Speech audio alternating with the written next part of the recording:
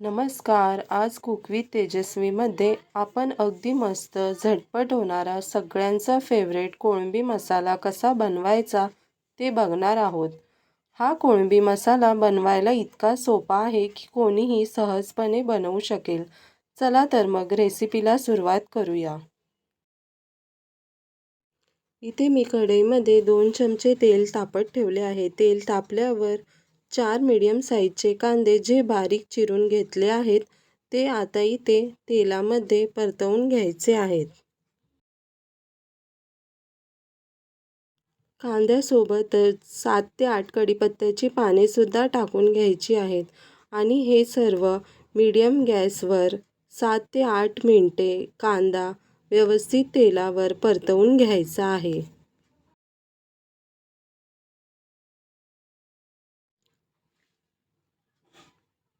इथे मी 4 मिरच्यांना मध्ये चीर पाडून घेतली आहे. मिरच्यासुद्धा तेलावर कांद्यासोबत व्यवस्थित परतवून घ्यायचं आहे.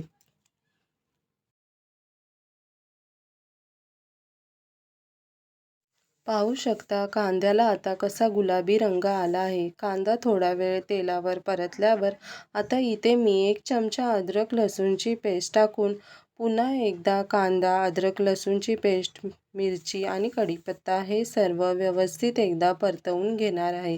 जेणेकरून अद्रक लसूणच्या पेस्टमधला कच्चेपणा निघून जावा त्यासाठी. कांद्यातला कच्चेपणा आता निघून गेला आहे. आता मी इथे 1 चमचा मीठ, 2 चमचे घरगुती मसाला आणि अर्धा चमचा हळद टाकून हे सर्व एकत्र करून घेणार आहे.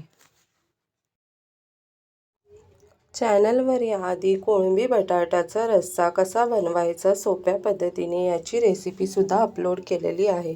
तुम्ही ती रेसिपीसुद्धा जाऊन बघू शकता. आता हे सर्व मसाले टाकल्यानंतर पुन्हा एकदा कांदा व्यवस्थित 2 मिनिटे परतवून घ्यायचा आहे.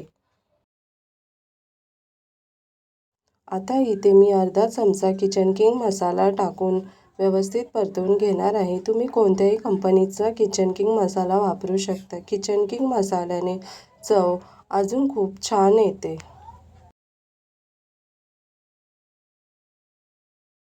आता इथे मी जी साफ करून घेतलेली कोळंबी आहे ती या मसाल्यामध्ये एकत्र करून घेणार आहे.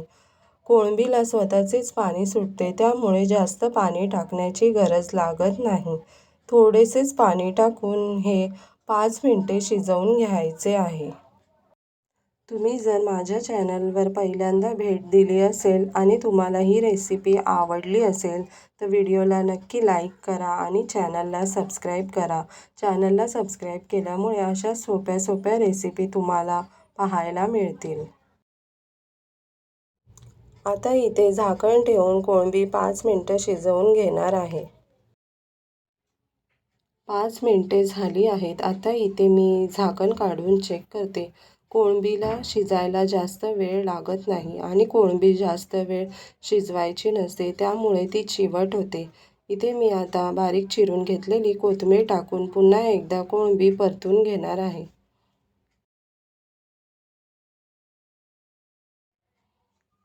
कोळंबी मसाल्यामध्ये आता इथे 2 कोकम पण टाकून घेणार आहे आणि सर्व पुन्हा एकदा व्यवस्थित परतून घेणार आहे. हा कोळंबी मसाला डाळ, भात आणि सोलकढी, भाकरी किंवा चपातीबरोबर खूप छान लागतो. तुम्ही कधी ट्राय केला नसेल तर नक्की एकदा या पद्धतीने बनवून पहा. तुम्हाला खूप आवडणार. बनवायला अतिशय सोपा असा चविष्ट कोळंबी मसाला खाण्यासाठी तयार आहे. रेसिपी आवडली असेल तर व्हिडिओला नक्की लाईक करा. रेसिपी पाहिल्याबद्दल खूप खूप धन्यवाद. पुन्हा भेटूया अशाच एका सोप्या रेसिपीसोबत.